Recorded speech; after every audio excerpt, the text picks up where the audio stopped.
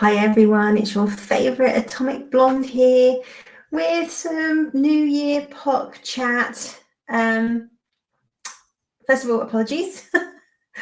I was planning on doing a New Year's Eve stream, which then sort of turned into a New Year's Day stream, but I have just basically I can tick neurovirus off my 2025 bingo card. That's all I'm going to say on the subject. Don't know what neurovirus is. Look it up. It's not pleasant. As you can see, I am still I am feeling 1,000 times better than I was, but I'm still pretty tired and washed out by the whole thing. It's going around the UK at the moment, along with COVID and flus and everything else. I mean, it's a pretty nasty bug, but at least it only lasts like 2 or 3 days. So, but unfortunately, that completely took out my New Year's Eve, my New Year's Day, basically the 30th through till pretty much yesterday. I was feeling shocking. So it's the first day I felt well enough to get dressed, get out of bed. And so I really wanted to just jump on, let everybody know I'm okay, I'm alive. Yeah, just a little bit worse for wear. So what I was planning on doing, or what I was planning on doing New Year's Eve, was go through my what am I looking forward to in 2025, films, TV, etc. Because of not being too well, I want to keep this stream, a bit shorter if I can. So I'm going to break it down into my one up and coming to 2025 TV, and then I'll do a separate stream for film. I thought let's just start off with some TV, because obviously being poorly, I've been in my bed, and I've actually been watching classic Doctor Who. It's all like, when you're not well, there's like certain shows, like I'd go to Supernatural and rewatch that when I'm not well, because I've seen it like a billion times. So if I'm dozing on and off, I know exactly what's happening. And classic Doctor Who and New Who, not New Who, New Who. Not Jodie. I'll watch those, and I watched lots of Doctor Who Christmas specials over Christmas. Classic ones. Didn't watch Joy to the World. Based on what I've seen, I've got no interest in watching Joy to the World, and I pretty much said that before Christmas, that I didn't think I'd be partaking. But it was Moffat, so I had a grain of hope it might be quite good, but everything I've seen, I don't think I missed out there at all. So that's fine. So anyway, let's jump into this before I either like nod off or look if I need the bathroom. So if there's some bad edits, apologies if I have to go. Anyway, TMI. Okay, let's get into this, shall we, peeps? So what am I looking forward to? There's some stuff I am absolutely, chomping at the bit to see. And some of the stuff on this list, I'm intrigued by. This could go either way, 50-50. But overall, these are the things that I will definitely be watching and reviewing. There'll be some glaring things that are not in here that I really don't want to have to review unless you ask me to. But let's dive in. So starting with Apple TV, as you know, I'm quite a big fan of Apple TV. And I say it every time, it still doesn't have masses of content, which probably is what lets it down for if you're being asked to pay for yet another subscription service, you want plenty to watch. I guess if you're joining now, there's quite a lot to catch up on and full series of things. But a series that came out in 2022, I've talked about it many times on this channel, Severance, from Ben Stiller of all people. It's absolute amazing show. Premise is you agree to go work for this company, and they put a chip in your head. So when you at work, you know nothing about your outside life. And when you're outside work, you know nothing about your work life. They basically say you have an innie and an outie. And as the show kind of unravels, as you can imagine, there's sort of layers to this, and there's secrets to this. and everything's not quite how it seems. Everybody says, like, you know, it's not damaging. The people there are really happy. And as the show goes on, you find out that the people aren't as happy. Either their innie or their outie is not as happy as they think. And it had one of the best cliffhangers I have seen in years. So when that was televised, I was like, this better get renewed, because I am going to be so pissed if this thing does not get renewed. Thankfully it did, but it's taken a long time for us to get to season 2 with various, you know, strike actions and COVID and bits and pieces. So if you haven't had the chance, go watch season 1. It is a little bit of a slow burn, which is something I don't normally, I'm not very good with slow burn stuff. But the fact that this sucked me in completely, and I stuck with it because it does drop weekly on Apple, the payoff, the final episode is worth sticking with it, and all the layers. I absolutely love this show. So this is like right up here on my expectation list. If season 2 is not good, I am going to be so gutted. So gutted. You see here, I put the Rotten Tomatoes score on, which doesn't really mean a lot, I know. But, you know, 97% critic, 88% normies, normal people watch TV. So really good, solid Rotten Tomatoes scores here. Great cast, really good writing. I mean, this is all like about characterization. There's really good character, and also like the character has 2 personalities. So the acting in this is great. You can have their outie and their personality and how they are, and then the innie and how they are at work and how they interact. So basically, like that, you can work day in, day out with a colleague, and you'll walk past them on the street and you have no idea who they are. So I'm really excited for season 2. 17th of Jan, it kicks off, and again being dropped weekly, which is great. So I think it's 10 episodes, so it'll run through to about March. So I really encourage you to go watch this. Good thing about Apple is I think now you can subscribe through Prime, and I think you can get it through if you have Sky in the UK now. So obviously it's quite difficult before, like if you don't have any Apple products, it's really difficult to subscribe and those kind of things. So do look out for a free trial. I think they are literally doing, you can watch Severance for free this weekend on Apple. Which would be the 5th and 6th of January. What day is it? 4th and 5th of January. Apologies, don't know what day it is. So you can actually go watch season 1 for free, which I think is a great idea from Apple, because this was obviously like one of their really top performing shows back in 2022. Cannot speak highly enough about this. Hopefully season 2 won't let me down. We've waited a long time, so fingers crossed on this one. The Gorge is a trailer that I've seen on Apple that says, you know, coming soon. It's out February 14th, I believe. Again, quite a strong cast. You've got Anya Taylor-Joy, who's sort of flavour of the month right now, and actually earned. So, you know, not criticising her acting ability there. And Miles Teller as well, and Sigourney Weaver. This one I picked because the trailer is just really intriguing. Like, you watch the trailer, you get the premise, but you don't really know what's going on, and I love that kind of stuff. So we have this set up that there's obviously this gorge, and on either side of a gorge is kind of a watchtower, and you're recruited for a year to go to this watchtower and basically oversee this gorge.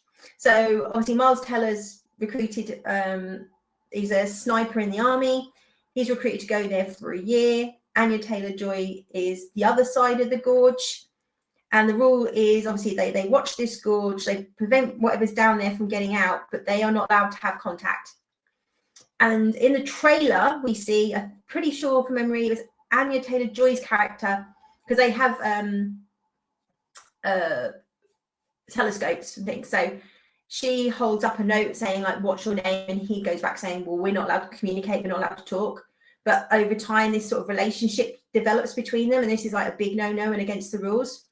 And from the trailer again, we sort of see they end up in the gorge, and something evil or supernatural, it looks like, or, in this gorge.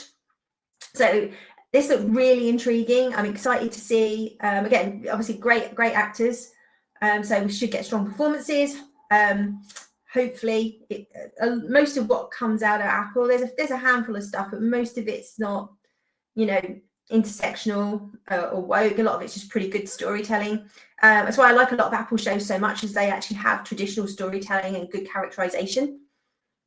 So I'm really looking forward to this one. Hopefully there'll be maybe another trailer or something to follow it up. I imagine the trailer's probably on Netflix, sorry, on YouTube. It's definitely on Apple. We have access to Apple, so take a look. And as always, let me know in the comments, what do you think about these two shows? Are you looking forward to them? Let me know. So moving on from Apple TV onto Netflix. So obviously the big shows. Obviously, I haven't had a chance to do a review of Squid Game season 2. By the fact this is on here, obviously this gives that I'm looking forward to season 3. I thought it was a very good follow-up. It's very, and I think and maybe it was commonly known, I don't know, but some of the criticism I've seen, I certainly thought season 2 was the last season. But obviously now we're getting season 3. So I don't know if everybody kind of thought the same thing. And that's why the ending was so like, oh, is that it then? So what the hell's going on there? But if you look at it as, 3 seasons, I think is a very good middle season. Given that the original Squid Game was kind of written pretty much as a one and done, I think they've done a very solid middle season 2. Of developing those characters and moving the story forward. And what's really good is obviously just seeing the evolution of the characters that survived, and obviously how the game has changed them. So obviously the lead character was kind of a nice guy, happy-go-lucky loser, and now he's survived the game. He's like quite hardened.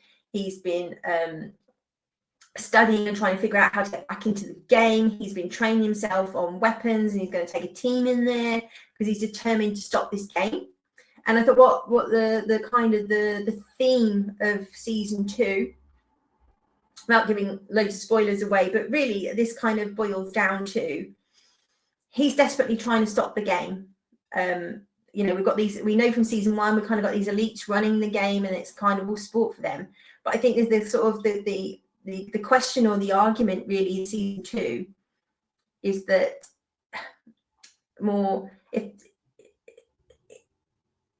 is it the elites driving the game or the people that want to play it driving the game? So once you're in there and you know you're going to die if you fail, and you keep choosing to play the game, who's actually at fault? Is it the people providing the opportunity to play the game, or the fact that the people want to play the game? So there's this kind of psychological, and like anything, right? Like everything in this world, even though people try and make it very black and white and there's no nuance, there's nuance. And you could say, well, if the elite didn't put the game on, the people couldn't play it. But if the people didn't play the game, they wouldn't put the game on. That's basically the kind of dichotomy we've got happening in season 2. So I really enjoyed it, but I'm with everybody else because it just stops. And the thing is, we got 8 episodes this season. It was 10 last season, and we keep seeing this. We saw this with House of the Dragon. They reduced it by 2 episodes, and House of the Dragon just stopped. Basically, we have all this build up, and then so I don't know how many episodes are going to be in season 3, but I'm optimistic that they can nail the landing based on what I've seen in season 2. So now I know there's going to be a season 3. I'm really because initially I went, oh, hang on, I thought there was only 2 seasons. What the hell is this ending? But yeah, be really interesting to see. I'm wondering, my prediction, and I'm probably completely wrong, is whether the lead character ends up taking over 001 and ends up running the games, almost like he can't beat them, so let's join them. Because you're really seeing his character change and evolve over time. And maybe 001's been through the same thing. Don't know, but that's what I'm predicting, because Korean stuff have very subversive endings. You can never guess who's going to make it all the way through. Prime characters, lead characters get killed all the time, and they don't always have happy endings. So it could be that he ends up running the, Ginger ends up running the game. Who knows? That's my prediction. I'm probably totally wrong. Let's see where we land in 2025, shall we? I think it's coming summer, I think they said, but we'll have to wait and see. Obviously, the absolute monster, potentially probably going to be the biggest hit of next year, Stranger Things season 5. This show has been on a real roller coaster. Season 1, brilliant. You know, we hadn't seen anything like it. Season 2, it's okay, but a bit of a dip. We definitely saw a dip. Season 3, a lot of people liked it, but most was like, well, WTF was that? Where is this show gone? So when season 4 came out, nobody had any expectations. Season 3 is a very lackluster, kind of all over the place, and just got a bit like just crazy, like ludicrous out there. And then season 4 dropped, and we were just, I was gobsmacked. A lot of people were gobsmacked.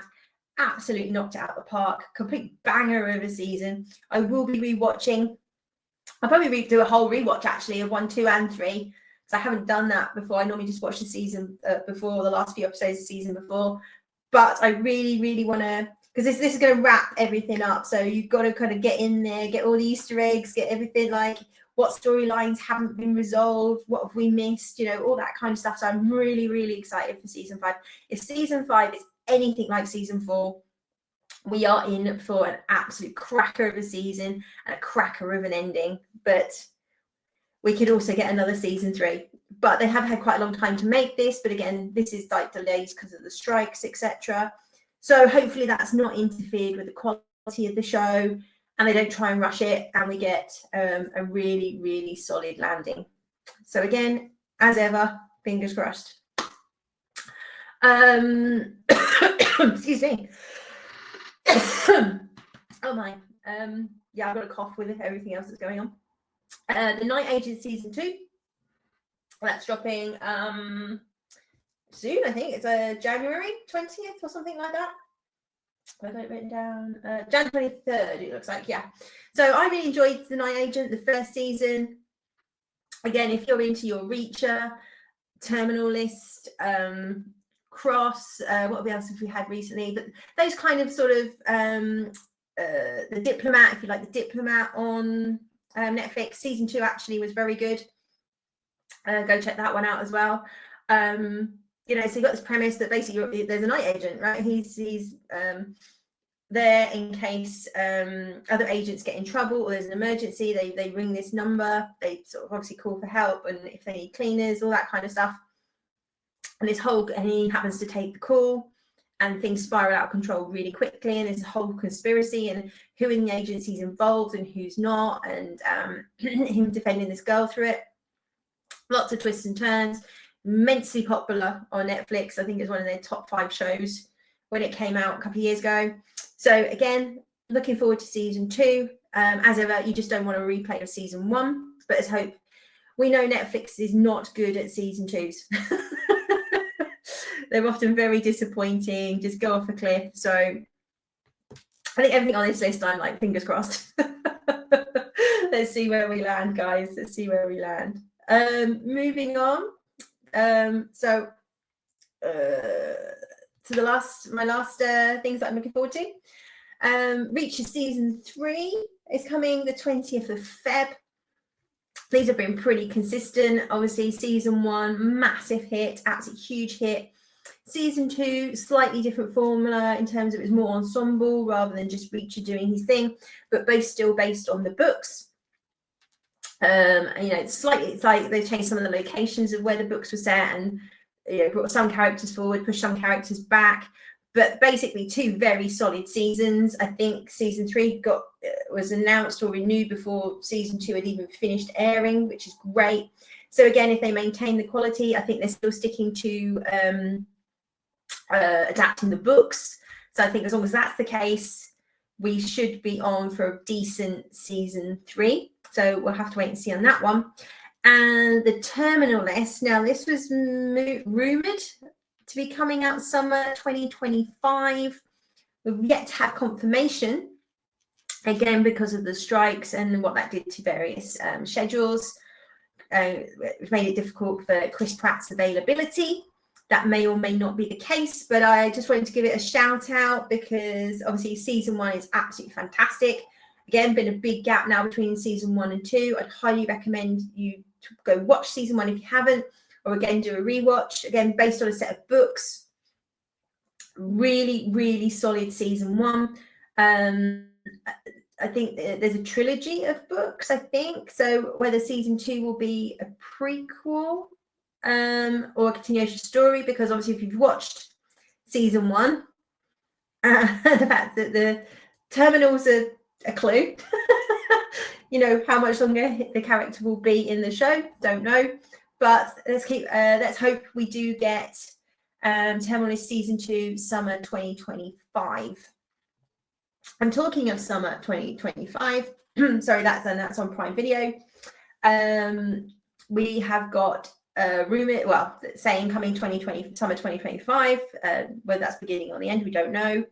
Alien Earth. We don't know a lot about this, except it's set on Earth, and obviously it has the xenomorphs. It's not connected to Alien Romulus in any way, we believe, but it's obviously a continuation of the Aliens story. And that's about all we can say. They've really kept this undercover. There's not much coming out. There's been a few leaks. We'll have to wait and see. I mean, I'm just a bit of a sucker for this stuff. I mean, the quality of the Alien films is all over the map. A lot of people liked Alien Romulus. A lot of people didn't like Alien Romulus. Go check out my review. I mean, I was like, yeah, it's fine. It's watchable, right? There's some really good stuff in that film. There's some really bad stuff in that film. But I enjoyed it overall, right? But it's not going to set the world on fire. And they had some real opportunities in there to make it a great film. And they didn't, but you know, hey. So I'm just, I guess, more intrigued than anything else around what this show is. Obviously, with long form storytelling, you can do a lot more with it. You can do much more. Well, supposedly, you can build characters and have storylines, even though that seems to be lost on most modern writers. But you know, this has the potential to be something really, really good. It could also just be more, you know, nonsense and completely misses the point of like the alien ethos. But I'm intrigued. I'm really intrigued. This is on it's at Fox, so Hulu in the States. So I put it under the Disney Plus banner because I'm guessing that's obviously where we'll get it here in the UK. All Hulu stuff goes on Disney Plus for us. So I think it's more keep an eye out and see what trailers. I think we had like a 30-second teaser trailer. As the trailers come out, I will talk about it more. And obviously, again, I've touched on this one previously. Daredevil Born Again, out in March. This one's 50-50, guys, isn't it? Well, that's probably, I know, this is Disney, so 70-30, not in our favour. The Daredevil series that was still under the Marvel umbrella, but on Netflix was absolutely fantastic. Those shows have now been moved on to Disney Plus. If you have Disney Plus, so you can go watch those Netflix shows, which also includes Jessica Jones, which season 1 I highly recommend. The latter seasons were okay, but again, it was a little bit, you know, a bit of a downturn, but generally enjoyable for all the seasons. Luke Cage, there's got a big sort of crossover between Jessica Jones and Luke Cage, certainly in the first season. And the only real duffer out of that lot was Iron Fist, because they just like mucked around with the character too much and bad casting and not great writing, etc. But I do recommend the other three, and say one of the best adaptations you'll see. And Charlie Cox has just absolutely nailed it as Daredevil. Hence why, you know, I think someone at Marvel with half a brain cell saying, hey, maybe we should bring this guy back. He's quite popular. And obviously we've seen him in briefly in Spider-Man. And unfortunately, we saw him in She-Hulk, where they just tried to do their best to destroy his character. So they started making Daredevil Born Again. You know, the wings were blowing, shall we say. I think they filmed about 8 episodes. They completely scrapped those episodes. They went back to the drawing board. They'd originally cut out his sidekicks, and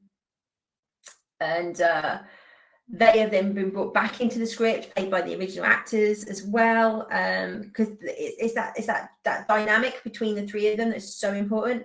Now, the challenge here is that Daredevil Born Again storyline was basically told in season 3 on Netflix. So they're going to have to do something slightly different. Like, I don't think they can just retell that again. The Punisher's also going to be in this. So actually, there was also a Punisher season on Netflix as well, which was really good. So yeah, I mean, they've got the original cast back. They're saying it is like rated R, which is about 15 here. So the violence is up there. It's got the tone, it's got the vibe of the Netflix series. But as with everything, it comes down to the writing. So it could look, smell, touch, taste like Daredevil. Or look, smell, touch like Daredevil, but taste like shit. Who knows? I don't know where I'm going with that, but anyway. Yeah, it's all going to come down to the writing on this one.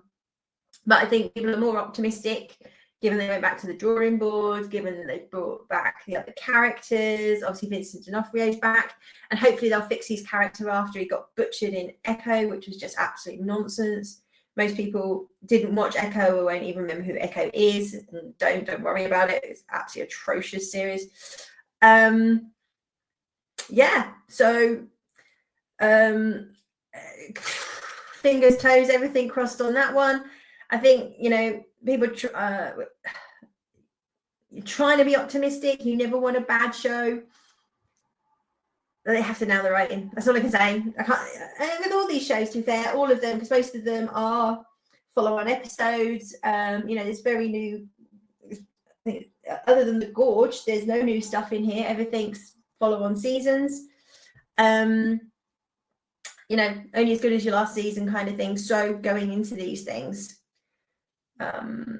yeah. So I think, yeah. As ever, please do like, share, and subscribe. It really, really helps. I know every YouTube channel says that, but it does. Certainly, any interactions helps with the algorithm, helps get it out there. You know, it's really difficult to grow your channel. It's really difficult to get yourself out there. So thank you to everybody that has subscribed in 2024, and welcome to anybody who's going to be join the channel in 2025. You know, means a lot. I love doing this channel. It's always a bit hit and miss depending on whether I'm working, because I do contracts. So hopefully I will be getting a new contract in the new year. Otherwise, I really need this channel to take off fast. Yeah, I try and put as much quality content out as I can. Generally, like once a week. Sometimes, like say, if I'm not working, I can get a couple of pop chats out and some Sunday lunch and things. We think about how to evolve the channel over this year. So any suggestions, I'd love to hear those, what your thoughts are. And as I say, other things that I've missed, other upcoming shows you think I should check out, upcoming shows you want me to review, even if they're really bad. Because it's some obvious, like, glaring, like The Last of Us 2. Not included. Ironheart, not included. And there's quite a few other shows that I'm just like, I really don't want to have to watch that. But if you want me to, I will. Or what I tend to do is watch the first couple of episodes, and if I'm pleasantly surprised, I'll carry on watching it. 9 times out of 10, I'm not. I'll let Agatha. Oh my god, I'm sure I heard that they're going to renew that for season 2. I'm like, wow. Don't know who the hell watched that show, but hey, if you liked it, good for you. But if they do, they seriously need to trim down those budgets, right? So anyway, so hopefully over the next couple of days, I will be doing my what films am I looking forward to in 2025. That's probably going to be a shorter one than this, because there's not that many on the list, strangely enough. There's some good quality turkeys coming out next year, but there's some that I have some optimism for, and some that I'm just damn right excited for. So hopefully, if I continue to feel better over, sorry, there's like a lot of fly here, it's driving me nuts. Losing my mind, not enough sleep, not enough food. Yeah, I need to go have a lie down, I think. So it's all over the place now. Okay, anyway, hope you enjoyed that, and it's given you a few suggestions to check out. And as I said, if there's something you want me to go check out, you think I should check out, do let me know. Let me know your thoughts in the comments. I will generally come back to you, as I do like to chat to you guys and know what you're thinking. But besides that, I hope you're all well. And here's to health and happiness in 2025, and that everything we're striving for, our goals, all come true. We'll, keep working hard. 2024 ended on an interesting place, so let's see what 2025 brings us. Hey, so anyway, like I say, take care of yourselves.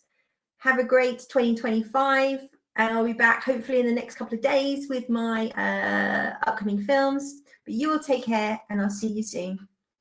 Thanks again for supporting the channel. I really appreciate it. Thanks, guys. Bye.